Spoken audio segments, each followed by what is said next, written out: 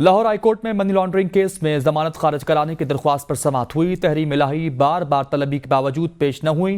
अदालत ने मुनिस इलाही की अहलिया तहरीम इलाही के वारंट गिरफ्तारी जारी कर दिए हैं। दो रुकनी बेंच ने तहरीम इलाही के पेश न होने पर नाकाबिल जमानत वारंट गिरफ्तारी जारी किए हैं।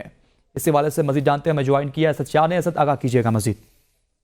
जी बिल्कुल, लाहौर हाई कोर्ट में मनी लॉन्ड्रिंग केस में जमानत खारिज करने की दरख्वास्त पर समाअत हुई है। अदालत ने मुनिस इलाही की अहलिया तहरीम इलाही के वारंट गिरफ्तारी जारी कर दी है। दो रुकनी बेंच ने तहरीम इलाही के पेश न होने पर नाकाबिल जमानत वारंट गिरफ्तारी जारी की है। तहरीम इलाही बार बार तलबी के बावजूद पेश नहीं हुई थी। ये मनी लॉन्ड्रिंग का मुकदमा है जिसमें प्रोसिक्यूटर की जानब से जो लोअर कोर्ट में जमानत मंजूर की गई थी, उस जमानत को मुस्तरद करने के खिलाफ दरख्वास्त दायर की गई थी, जिस पर आज दो रुकनी बेंच ने जो मुनिस इलाही की अहलिया तहरीम इलाही को जो वो तलब ना होने पर गिरफ्तारी वारंट उनके जारी कर दिए हैं। जी सही, असद शाह में लाहौर से आगाह कर रहे थे, बहुत शुक्रिया।